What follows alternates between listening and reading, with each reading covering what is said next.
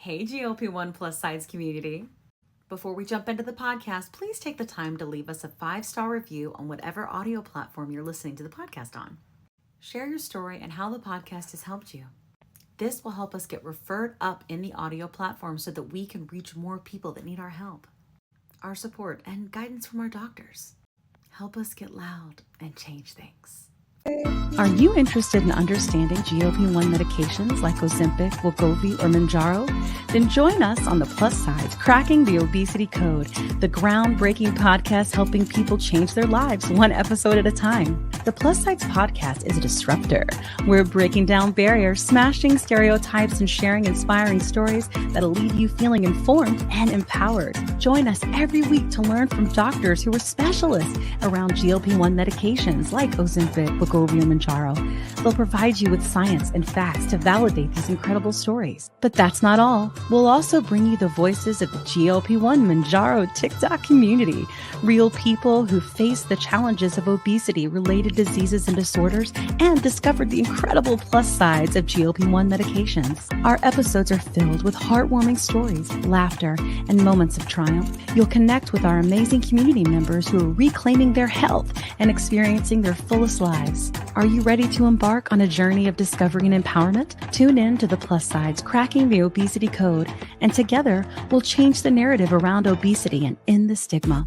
Subscribe now on YouTube or your favorite podcast platform and join our incredible community. Let's celebrate the plus sides of life together, because every story deserves to be heard. Every life deserves to shine, and everyone deserves access to expert knowledge and medication. The Plus Sides Podcast. You're not alone. It's not your fault.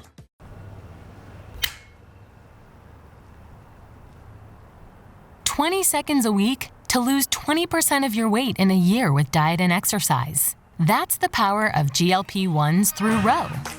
Ro helps find the medication that's right for you, based on cost, availability, and your weight loss goals. Losing weight with GLP-1s is possible through Ro. It really is. There's so much shame and blame and the way that we treat people about this, right? So I can see why when you were saying, hey, like, I'm a doctor, I want you to lose weight. Of course. Why would a doctor not want you to lose weight, right? Of course you do, especially I think when you're an endocrinologist and you know about how, like, literally as fat as an organ, like when it gets big, right? And what it can do to your body. And you know that it wreaks havoc. And so we do too. We just couldn't fix it no matter what, you know? So I think it's interesting to be able to really understand, for everyone that's going through this journey, why these work and how these work and how this has always been about health and it's not about weight, you know? Right. I mean, I have to say that, we've been telling people for a long time to lose weight, and we did not have the proper tools to help them. Yeah. And I think it became kind of antagonistic. You knew. Yeah. We knew. We all wanted to help you. We had no good way to help you. So this is the best you can do. Yeah, for sure. But I can understand. But I want people to understand that when we tell you to lose weight and we want to try to help you lose weight, it's not for most people. Now, of course, there are some people, there are some doctors who are assholes too. But Sure. for the most part, it's not that we don't value you as a human being, right? It's not that we're thinking less. Now, I know there's a lot of weight bias out there, but when we are trying to educate people about lifestyle modification, it is because that is the tool. That's part of the tools that we still have, and and for a long time, that's the only tool that we had. Sure. And it's not that we did not value you as a human being. And I say this because, again, when people are looking at their size, yes, you want you to be a smaller size than you were, right? Yeah. But it's not, but it's for health reasons. It's not because your value will be better as a human being when you're smaller. Yeah. Because you're right. There's a lot of psychology there. Yeah. And I also don't want people to think that if they don't get to this hypothetical perfect weight that they want to be at, that they have not reached the value that they should have. Because you just want to be a healthier, like I said, a healthier you.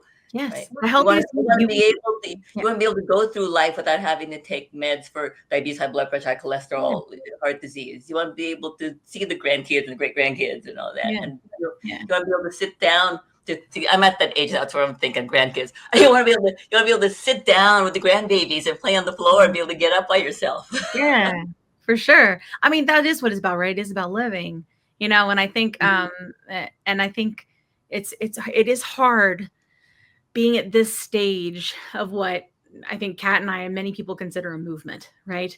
Around being able to treat this disease like it is, like any other disease, and quit making people feel like they are less than, which is very, very common. Honestly, it really is. It's funny, like I think too, when people I would hear people talk in our community that ended up being in smaller sizes that were like mid-size or small or whatever it was, like to me, what I would perceive as thin, how different people treated them, and and I think it's interesting. I have experienced that also, even though I was saying am in a big body. I think people just feel, I don't know, less awkward or something. I don't know. Or if it's just that it's easier to ignore someone in a large body because maybe it makes you feel uncomfortable. I don't know. I think there's a lot. We definitely need to have someone on the show to talk about that because I have seen it. I haven't seen it to the extent that some of these other people have seen it, because you've seen some people like in our community, they were in large bodies and it's an obese body, and they lost weight and they're in like maybe a size 6, or something like that, or a size 8, something like that, maybe even a 10, and they're influencers. They are beauty influencers now, and even they'll say, and they, thank goodness they still talk about it, but they will say, yeah, like people treat me totally different and it makes me mad. They say, like, a lot of times they're like, it makes me angry that people treat me different. I'm the same person I always was, right? But it's true. It's how it is, which is, I don't know. I think that's something like we'll continue to explore on the show as to kind of like what that is and why that is, because for sure it's not unique, right, to these medications. I think anytime people go from being in a larger body to something that's considered more aesthetically pleasing because of society, people tend to respond differently, Interesting. Yeah. What goofers we are. Kat, I keep interrupting your question because I'm tired. Well, it's linked. It's linked. It connects right through. Can you explain BMI? And then we have this new concept coming up: Body Roundness Index. I wish it had a different name. Yeah, I know, right? Yeah, it's so unappealing to me. It makes me think of Pooh Bear. I'm just a little black rain cloud. So the body mass index is a ratio of one's height and weight. Right. Yep. So, and we have used that for decades to kind of approximate adiposity because it's been the best tool that we've had. So we take someone's height, we take someone's weight, and square of something over something, and get the BMI, right? The body roundness index is a ratio of one's height and either waist or hip circumference, because you can have two people, same height, same weight, different body composition, right? You can have someone who's more muscular. You can have someone with more adiposity. You can have someone with more adiposity in their thighs or someone with more adiposity in their abdomen. And we know that it's that intra-abdominal fat that is metabolically bad. Right. So if all your weight is in your booty, you might not like how you look, but it doesn't impact insulin resistance as much as intra-abdominal fat. So the body roundness index is I know the ways are covered. So and I don't know the formula off the top of my head because there's a square root in there and there's pi. But there is you can go online and Google body roundness index calculator. So I played with that. Wow. I played with that with my height and weight and waist circumference. So the closer your body roundness index is to 0, the healthier it is. And the higher it is, the less healthy it is. So I calculated my BRI, And then I played with the numbers. I said, well, what if I were 60 pounds heavier, same waist circumference? I don't know where that weight would be. With the 60 extra pounds on me, that's not my waist. But the BRI stayed the same. It did not go up. Okay. Then I kept the weight the same, but increased the waist circumference, and it made the BRI worse. So the bigger your middle is, the higher your BRI will be, and that correlates with more adiposity, more central adiposity.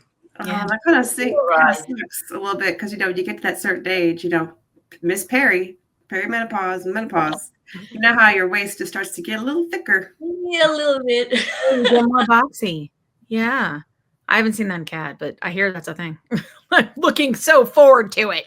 I turned 45 this month, and I'm like, yeah. Oh, everything moves. Yeah. If you everything moves on my body, like with measurement wise, but I can't get that dang waist. I think I maybe went down like 2 inches, and that was it. It's very hard. The waist is hard. All of us women right here on this panel right now. Yeah, it's difficult. Yeah. It's the hardest thing to get rid of. I mean, because I haven't had the classic definition of obesity, but because I'm Asian, I'm sure that I've crossed the Asian line. So like most people, I've gone up and down, and I lose it here, and I lose it in my boobs. Dang. I know that's TMI, but those are 2 places I lose it. But that belly, yeah. I mean, technically, I am now at a healthy weight for my height, but that belly does not want to go away. I don't think that's ever going to go away. But I'm going to try to keep it as small as I can. Yeah. And if you think about it, like, well, I think, like, if we think about, like, we want to keep the belly as small as we can because we want to keep that organ, right, in check, right? I mean, that's what it comes down to, right? Is that we're just trying to take care of our parts. You know what I mean? If we're always wanting to be in, like, have a flat stomach, I just don't think that's realistic. I don't think most people have flat stomachs. I would say most people that I see, like, Kat is one of the most fit people I know, and her stomach's not flat. And most people over the age of 40, their stomachs aren't flat. Like, of course, there are the exceptions to the rule, but most people that I know, that's just not what life looks like, That's not what it looks like, no. But it is what we're all striving for, which is bizarre.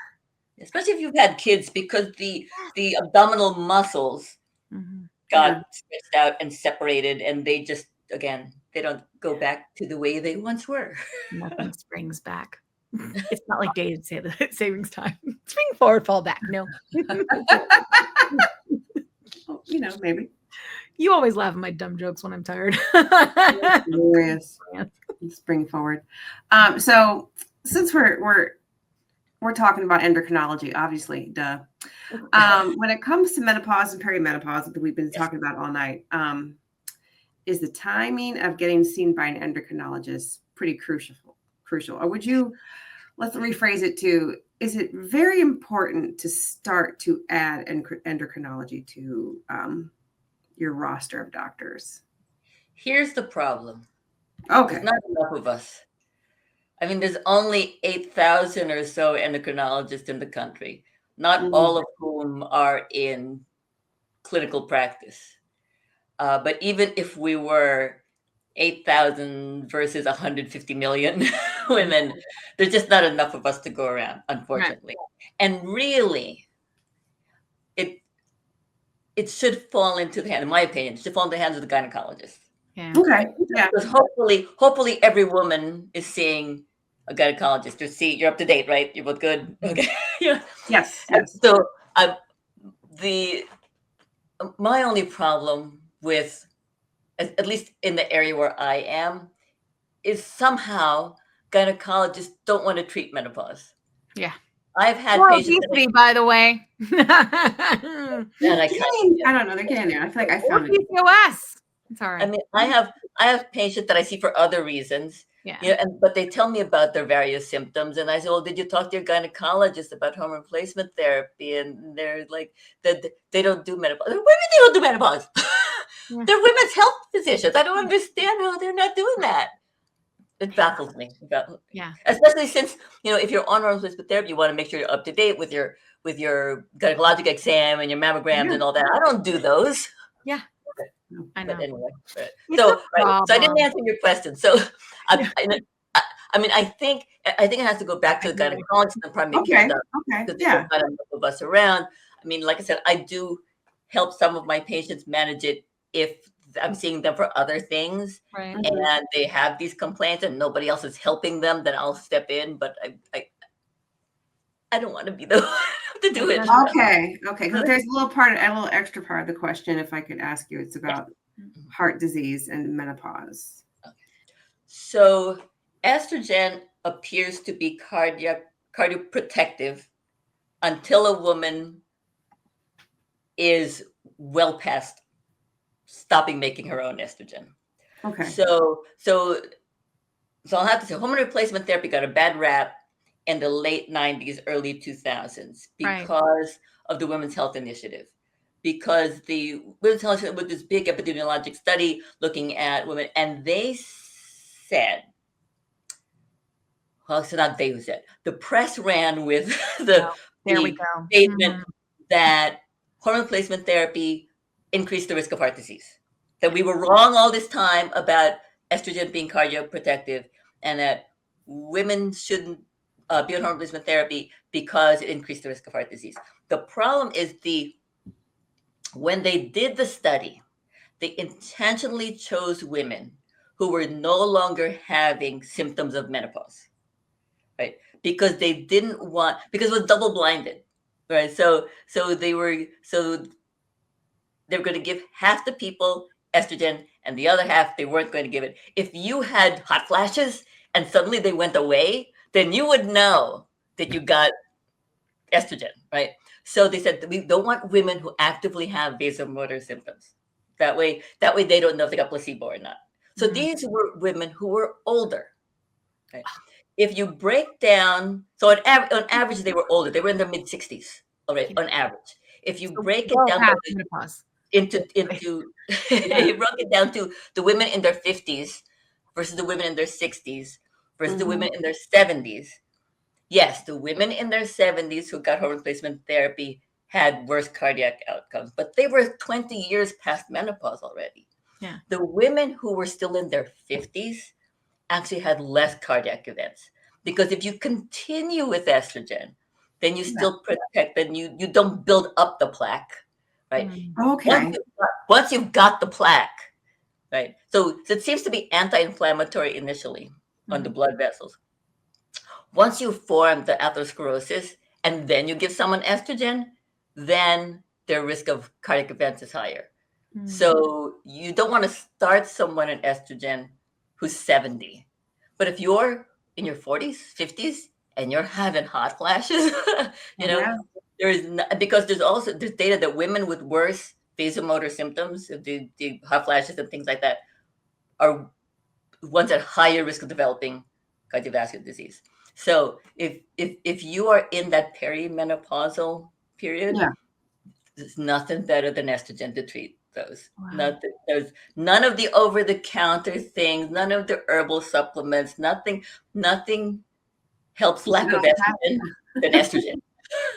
So can you treat with estrogen when you're in perimenopause, or do they want you to be in menopause before they start doing any kind of replacement? No, if you are exhibiting the typical perimenopausal symptoms, then you can start hormone replacement therapy. You don't have to stop. You don't have to stop getting your periods to start. Okay. Interesting. Something you could ask your gynecologist about. I didn't. Yeah. Or endocrinologist. And if you're in my office, she said they're overworked right now. I will tell you, as someone who has gone through it, it's like, oh my God, it felt so much better. I mean, it was like a switch got turned. And I'm like, I know that feeling. Yeah. Want the fastest working GLP-1? For half the price, Ro now offers FDA-approved weight loss injections cheaper, with results you can see faster.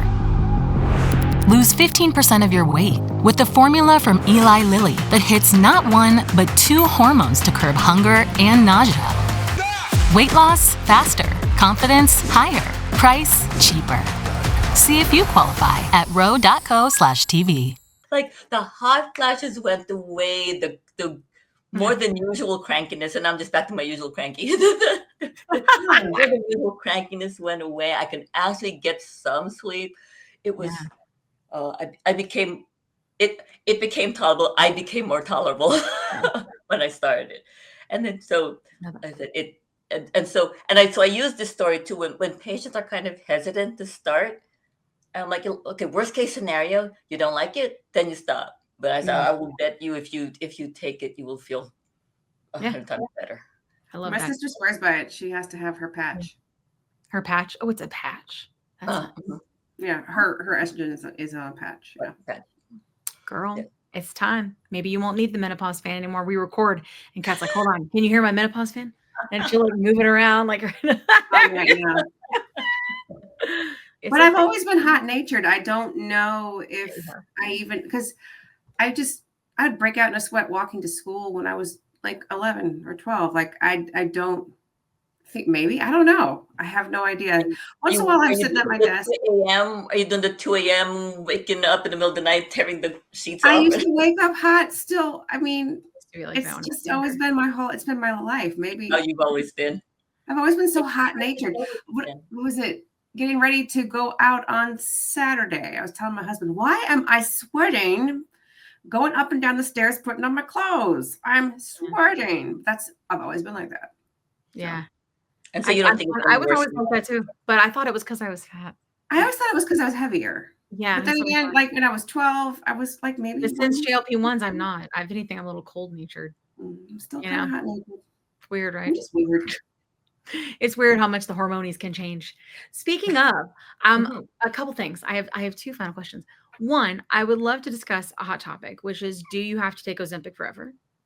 And I would also love, because one of my favorite things, and this is how I found you originally, is you'll make these funny videos about prior authorizations. And they're amazing. People go look for them. Yes. And they're so funny. So definitely look up on TikTok.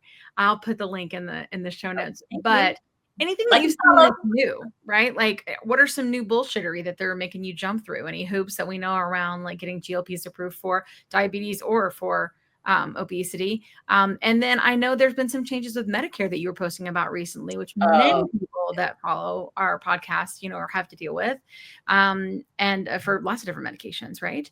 Anything with that? Like, you have anything you want to talk about that? So let's start with 1, all the bullshittery, and then 2, do you have to take Ozempic forever?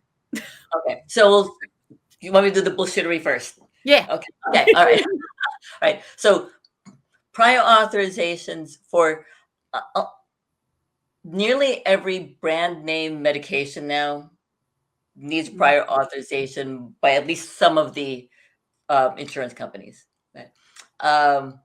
Some insurance companies, some plans, I'll say, because within one insurance company, you have 500 different plans. So some plans are better than others as far as coverage is concerned.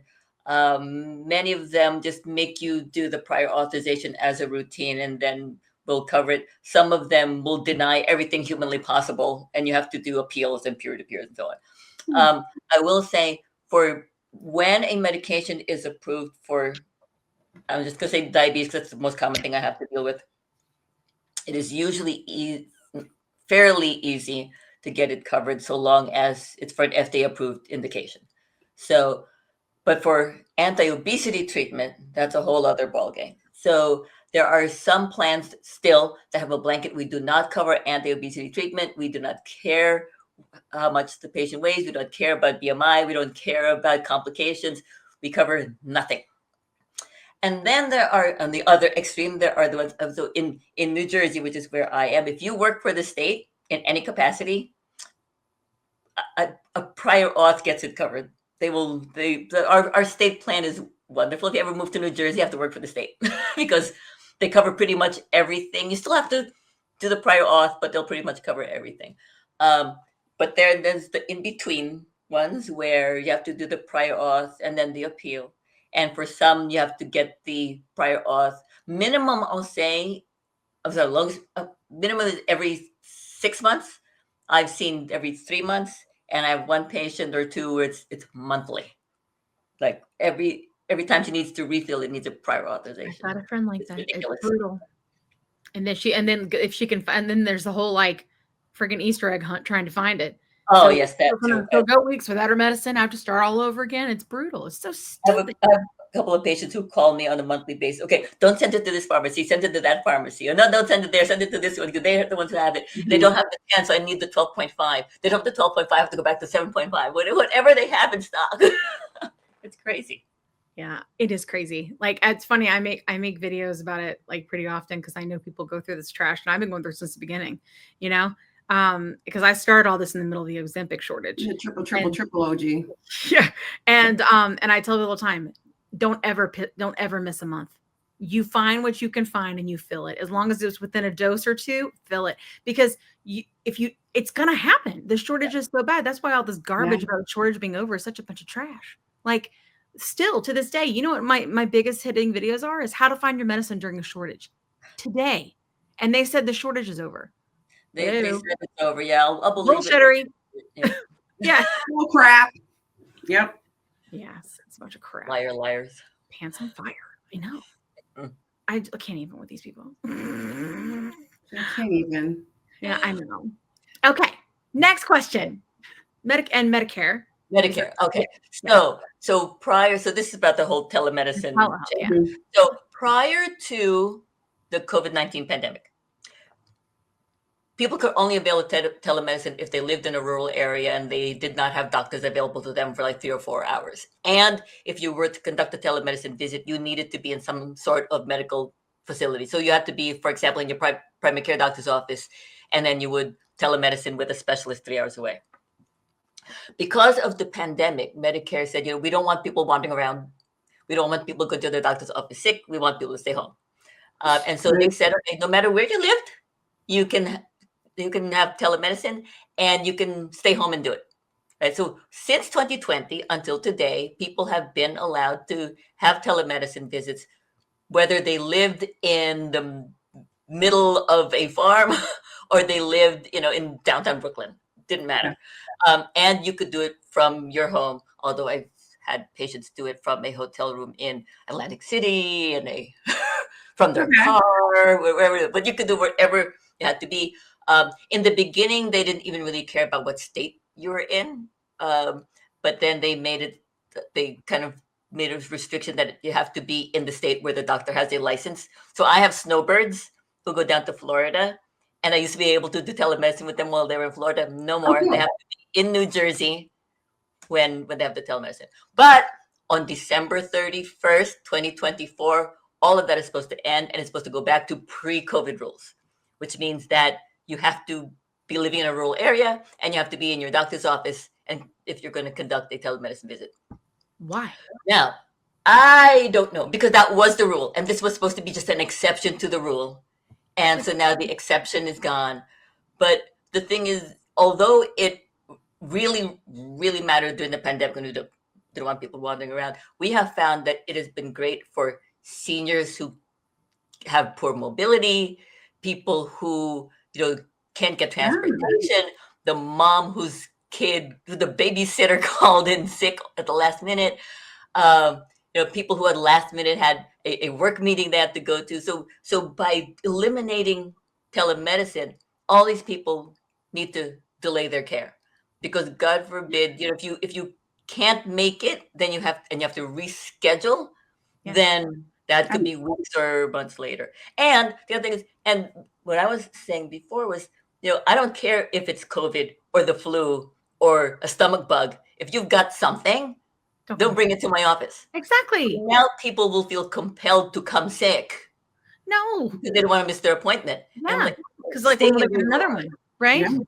Yeah, absolutely. I'm telling you, every time I go to the doctor's office for anything, I'm like, there's definitely someone sick in here. Like, I know feel like that's how I got COVID when my husband got sick. This was in 2021. I was taking him to a bajillion doctor's visits because he had a pituitary tumor.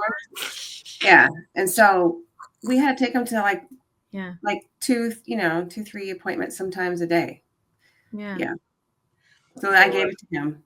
So I'm asking you and all of your viewers to please contact your representatives, because the only way Medicare will not push through with this is if Congress tells them to not push through with it. Yeah. So again, as I told people, I do not care how happy or unhappy you were with the recent election results. Absolutely. Whoever's sitting there now, you need to write them and tell them that we still want telemedicine. Yeah. I mean, my mom's on Medicare, and she is having her she sees Dr. Albert. I'm just saying, I probably shouldn't say that. But I mean, it's telemedicine, right? He's a wonderful doctor. There are, especially when it comes to specialists, like, you know what I'm saying? There aren't enough. So we should be, you guys can see more people, right? If you do it this way as well. Like, I think it's so important. Definitely. So I think that, so you just need to write your congressman, right? And say that this is congressman. And I mean, even if you're writing on behalf of your parents, right? Like, do it. It doesn't matter. Yeah. Yeah, absolutely. Yeah, I think it's on behalf important. of whoever, on behalf of the They should general have a populace. email web form on their websites too, where you can. I mean, if you right Google through. how do I contact my congressman? Yeah. So I found their emails and I emailed them and I said, Yeah, I mean, we talk about that on the, so like we don't get political on the podcast, but Kat and I are very open that we're for the Treat and Reduce Obesity Act and that we're for PBM reform.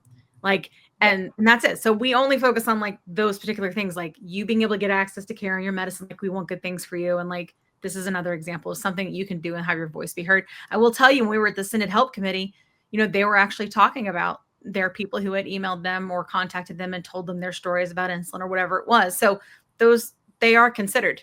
They are. So it's important to reach out for sure. Right. I mean, you don't have to be a fan of your representative. Yeah. You're still their constituent. Yeah. And, you know, they still want to hear from you in whichever way, you know, whether you are of the same party or not, it doesn't matter. Yeah. If you live in their district, you can still write them. Absolutely. And you should. I love that. Yes. Awesome. Last question. Do you have to take Ozempic forever? Do you have to take Ozempic forever? So here's what I tell. You know, it's funny because nobody ever. I asked one of my patients because he asked me. I was prescribing for type 2 diabetes, and he said, "Do I have to take it forever?" I said, "You never asked me that question when I prescribed your 3 other drugs. Yeah. Why are you asking me this about this particular drug?" And well, I know the answer. It's because nobody thinks of it now as, well, people are just thinking of it as a cosmetic weight loss thing. And that's a problem. People need to think of it as treatment of a chronic disease. And just like your other chronic diseases, the intention is for you to take it for a long time. But forever is longer than a long time. So what I tell patients is, if you start it and you hate it for whatever reason, if you have a side effect, then obviously you'll stop. If you develop another medical condition that precludes you from taking it, then you're going to stop. If something better comes along, you're going to stop. If you're taking it for type 2 diabetes and your hemoglobin A1C is fantastic and you want to see how you do with less medication, it's an option. I've stopped other medications before when patients don't need quite as much. If you are taking wegovy for treatment of obesity and you get to a certain weight and you want to see how you do without it, you can't stop. I do warn my patients that statistically, when people stop it, they regain the weight, because whatever caused the weight to be there to begin with has not magically gone away, right? We've managed it with medication. Right. But those abnormalities still exist. So if you take away the treatment, then the symptoms can return. So I just warn people. I said, if you do great without, then you don't have to restart it. I just don't want you to feel like you failed somehow if you have to restart it, because statistically, that's what happens. Yeah. I mean, nobody's obliged to do anything they don't want to do. Right. Yeah. You don't understand the consequences. But that's the narrative, right? Especially anybody that's selling Nature's Ozempic right now is, oh no, just take this here supplement. And here's the thing. And I'm just going to go on record as this. I don't give a crap if someone takes a supplement to try to help them lose weight, especially considering the issues with accessibility and affordability of these medications. I mean, like 12% of people there be able to get them, which is insane, but I will tell you, like, don't let anybody fool you into telling you it is the same thing. It is not the same thing. No, absolutely right? not. Because and correct me if I'm wrong, but GLP-1s, like when you take these medicines, like the half-life is what, 3 to 5 days or something like that in these medicines. And if you let's just say you eat something natural GLP-1 to raise within your body, it's like minutes, right? It raises right. So your natural GLP-1. I mean, if we could just make our own GLP-1 work the way these medications work, we wouldn't need these medications, right? I mean, even the DPP-4 inhibitor. So GLP-1, as you know, is a hormone made by the intestine. It is broken down by an enzyme called DPP-4, right? And it only lasts, It only lasts for a few minutes. It does its job in the pancreas, it goes away, right? Medications like Januvia, the other name's escaping me, Tradjenta and Onglyza, the DPP-4 inhibitors, block the enzyme that breaks down GLP-1. And yet, those medications do not cause weight loss, right?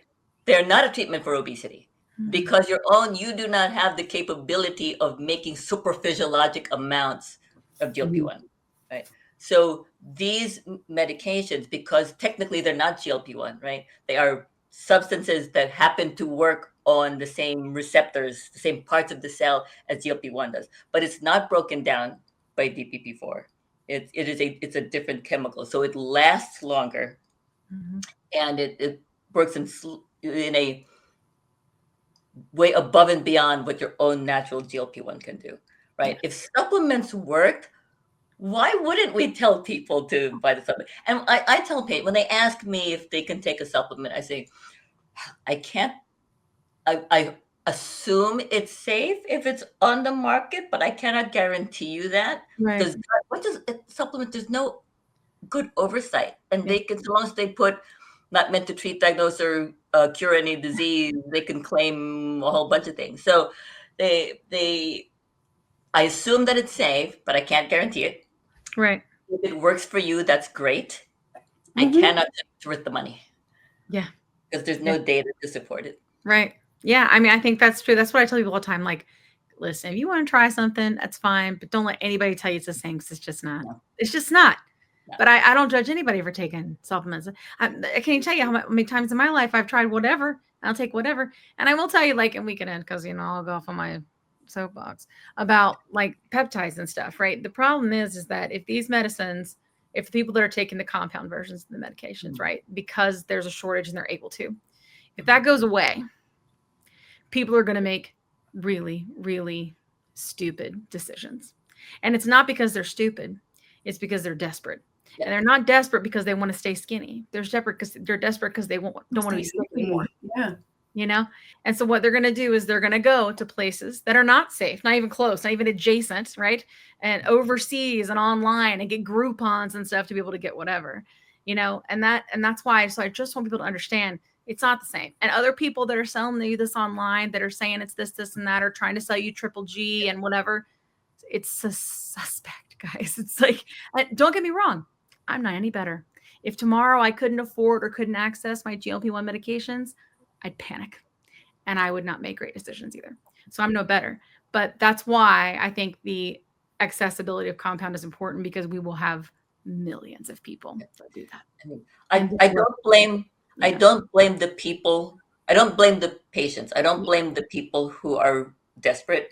I am upset at the people taking advantage of the desperation. Same. Yeah. And there's a lot. There's a lot. There's a lot. There are a tremendous amount of people that are in our community that are even on them now. Even because the compound version is, $300-400 a month, they can afford that. It's a car payment, So there are, and here's the thing. If people think it's bad now, let compound from 503A and 503B go away. It's going to get a lot worse. And that's just what it's going to be. And like, that's my only concern. I honestly, because I think people deserve care. It's a problem, girl. It's something for Matt Ender to get mad about sometimes. We'll see. This was a lovely conversation. Thank you so much for keeping us in the know. We have so many new people that have come on since we were on AIM Nightline. ABC Nightline because, so like lots of new people who like don't even know that you have maybe already seen your episodes yet that you've been on. Now they know Matt Endo. Now they know Matt Endo. Like and follow. Exactly. Like and follow. Smash all the buttons. Yes. I'll put all the links in the show notes for everybody so you can go follow yeah. her. Especially when she does her haikus. It's the best. Haikus and the insurance bullshit. Insurance bullshittery. Oh, Yes. yes, No, yes. she says dramatic readings of prior authorizations. Yes, the dramatic readings. I love it. I love it. You definitely want to follow that. I will put it in the show notes. Thank Like you so and much follow. for joining us. And Thank you. Plus Size family, we will see you next week. Hasta la pasta. Hasta la pasta.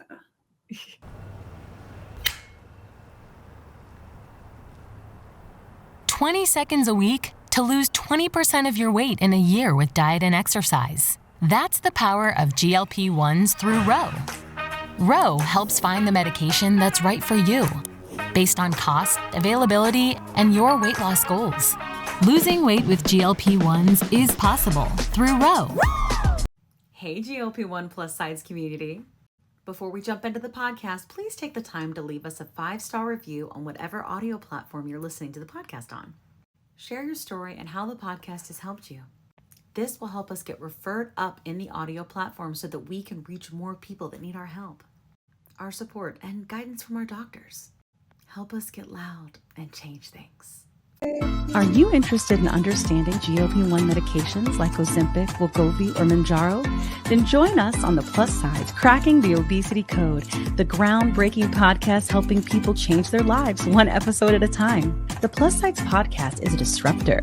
We're breaking down barriers, smashing stereotypes, and sharing inspiring stories that'll leave you feeling informed and empowered. Join us every week to learn from doctors who are specialists around GLP-1 medications like Ozempic, wegovy, or Mounjaro. They'll provide you with science and facts to validate these incredible stories. But that's not all. We'll also bring you the voices of the GLP-1 Mounjaro TikTok community, real people who face the challenges of obesity-related diseases and disorders and discovered the incredible plus sides of GLP-1 medications. Our episodes are filled with heartwarming stories, laughter, and moments of triumph. You'll connect with our amazing community members who are reclaiming their health and experiencing their fullest lives. Are you ready to embark on a journey of discovery and empowerment? Tune in to the Plus Sides Cracking the Obesity Code, and together we'll change the narrative around obesity and end the stigma. Subscribe now on YouTube or your favorite podcast platform and join our incredible community. Let's celebrate the plus sides of life together, because every story deserves to be heard. Every life deserves to shine, and everyone deserves access to expert knowledge and medication. The Plus Sides Podcast. You're not alone. It's not your fault.